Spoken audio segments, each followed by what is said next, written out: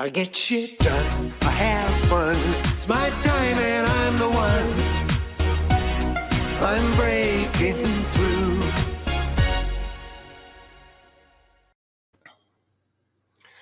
Hello and welcome to the Business Renovator. Today, a better world, a better you. Interesting concept. I was actually inspired.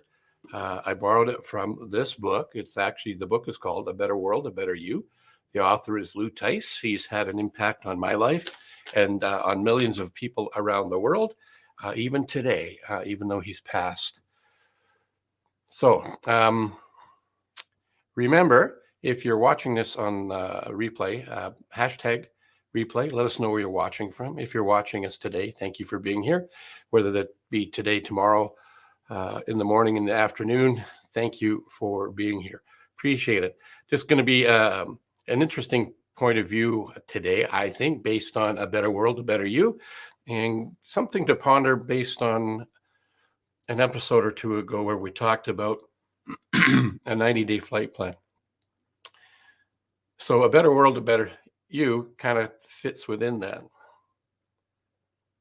Well, so let's start this off with mental fitness. That's what I'm talking about today, mental fitness.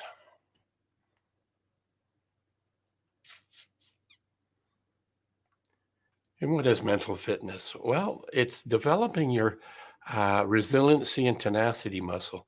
It's what has a lot to do with mental fitness. And today, we're going to look at a few things around that. So, for example, I did talk about a better world, a better you. And I'm going to be using the concept of a kaleidoscope. And that's what the rings are around this young fellow's image there with a kaleidoscope in the background. And the reason for doing that is if you've ever looked through a kaleidoscope and you turn it a little bit, you get a different image. So you'll see there's 3 or 4 different images of the kaleidoscope here for you to consider. Here's a couple of samples that I'd like to bring up. So what does your world look like now? What would you really want it to look like in your future? If it was ideal, you had a magic wand I could give you, what would it look like? So that's kind of what we're going to talk about today. And it starts with believe your dreams, they were given to you for a reason.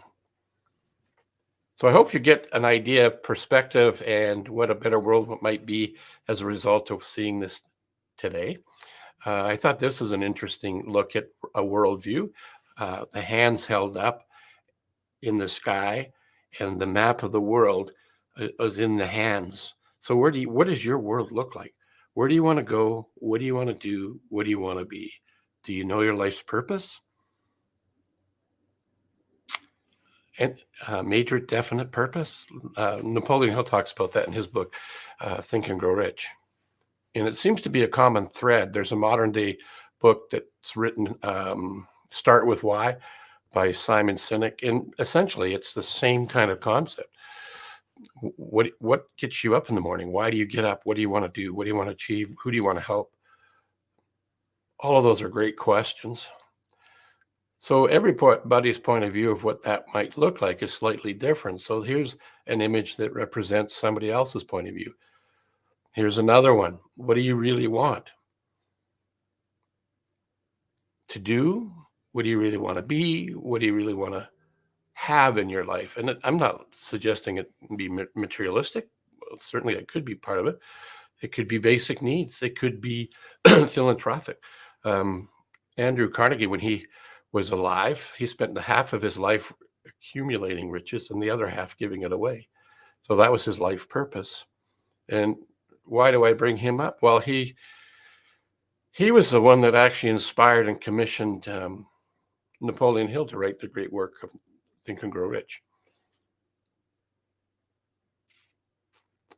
So if you really, really know what you want and why you want it, you have a better chance of making it happen, especially if you suppress the how. Many people want to know exactly step by step how to do things. And there is a better way, a different way, a more powerful way. And that is to figure out what it is you want, why you want it, and stifle the how. Unless, of course, it supports you and it's moving you towards your end result, your ideal goal, your major definite purpose. And then it's important, follow the hunches and the hows. And as you go down the path, you'll meet new people, hear new things, maybe a book you read, get inspired. I was listening to a book I hadn't heard before. I believe it's called I forgot the name of it now. Hang on. I've got it here somewhere. I'll have a quick peek. It's inspired by Napoleon Hill's writings. And it is called, The Gold Standard. And it's the principles of all of the research and studying that Napoleon Hill had done to create the book, the foundational book, Think and Grow Rich. So if you really know what you really, really want, you're more likely to go after it. Steve Jobs says if you're going after something that really excites you, you can get there more easily. You won't be shifted by naysayers.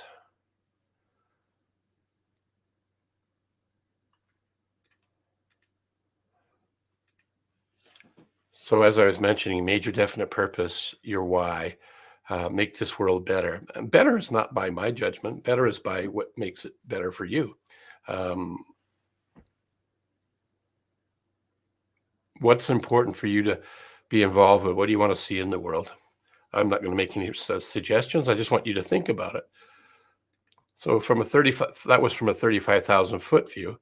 And what we found out is that Harv Eker says that where thoughts go, energy flows and results show. So this image here represents more of a business word collage with around goals, team strategy, ideas, innovation, performance, business, and planning. I don't have an image for your personal life, but it's really important to have one for both career and personal. I couldn't find one that I really liked. That's the reason why we don't have it. So I'm just talking about it. But just change the goals. Leave goals in. You can leave a strategy in. Ideas can stay there. Performance can be there. You probably take out marketing, business, and competition and put in things like family, exercise, health. Those sort of things might go in there instead. And why is it important to set goals? Well, if you don't set goals, then it means you're settling. And if you're settling, you're just, Brian Tracy suggests that by not setting goals, we're automatically setting for mediocrity. And if that's what you want to do, then don't set any goals. But we all set goals. I mean, just to get groceries, to get gas in the car. I mean, those are minor goals. But if you're really going after something that you really, really want, maybe you'll stretch it a little bit. So here's a concept around that. Set goals that there's 3 tiers or 3 horizons is the way I like to look at it. And it's good, great, and wow. Good is the one that you know you could do with some effort. And it's a bit of a stretch, but not a major stretch. A great goal would be one that is a bigger stretch and it's a little bit more challenging. And the wow is, holy crap, if I get that, that would be freaking amazing. And when I've applied this strategy, it's allowed me to create the tension between the current reality and ideal future. Because what ends up happening, I don't know if this has ever happened to you, but you set a goal and you get close to it. It's the end of the month, end of the quarter, end of the year, and you start coasting because you're almost at the good goal. Now you start doing some things or maybe off target or off track for reaching that goal. I mean, you end up getting there. It's just that you don't go beyond the original goal. And what I found was once I hit a goal, I flatten out. So to stop the flattening out part, I was introduced to this concept, good, great, and wow. So now the horizon changes. And if you've ever driven a car or been a passenger in a vehicle, you can see that the horizon changes as you move because you're moving, obviously. But here's, a 35,000 foot view of what the vision could be like. But if we bring it down to Earth, here's a horizon. So if you're going down the straight road, the horizon still will change. You'll get closer to those mountains in the distance. The idea behind that is having a good, great wow, the horizon changes and it keeps the tension, the you stress, which is a good stress that helps you achieve your goals. And the magic behind this is the cognitive dissonance or the stress keeps the creative juices alive to go for something more. And it becomes less arduous. It becomes an easier process. And ideally, what you want to do is think of it in terms of this. Current reality is what's happening today. And the ideal future is where would you like to be, do, and have down the path. And as you can see by this image here, it's not a straight road like the previous image indicated. It kind of goes all over the place. And if you don't have something to look forward to, good, great, wow goals, you'll be settling for mediocrity and life will have passed you by. So if it's a book you want to write, a course you want to take, place you want to travel to, someone you want to meet, let your imagination go. Maybe you've wanted to be an artist and paint a picture. Or maybe you've painted a picture, but you haven't shared it with the world. What the end result is doesn't matter to me, but it should matter to you. So current reality, here you are today. Ideal future, what does it look like? Set good, great, wow goals, and then make a plan. Write things down. Pen to paper, thinking about the previous episode of the Business Renovator, we did something called the 90-day flight plan. And in there, we gave you a few ideas and strategies on how to get more done in that 90-day period, which is really 1 quarter, 90 days, 12 weeks, whatever you want to call it. But it comes from knowing where you want to get to. So if we go back a slide to this one here, ideal future, and where you are currently, create a plan for it, putting pen to paper, writing it out as if it was you had all the resources that you need. You can invent the way to get there. And then once you've got the plan of some of the hows of getting there, then do you have a strong vision of what it might look like? Now, here's a sample of a couple of other people's visual images in their vision boards, or I've also heard it called Imagineering boards, how I first heard it way back when. And do you have something that you can look at to remind yourself so you don't forget about the dream that you have or the dreams that you have, the places you want to go, the people you want to see, what you want to become, what do you want to experience? So from your plan, turn it into an image and allow yourself to live a better world, be a better you.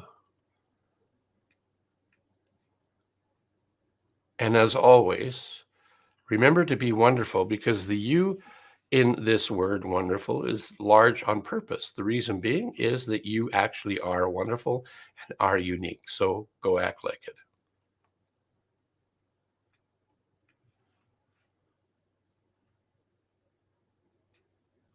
I get shit done, I have fun.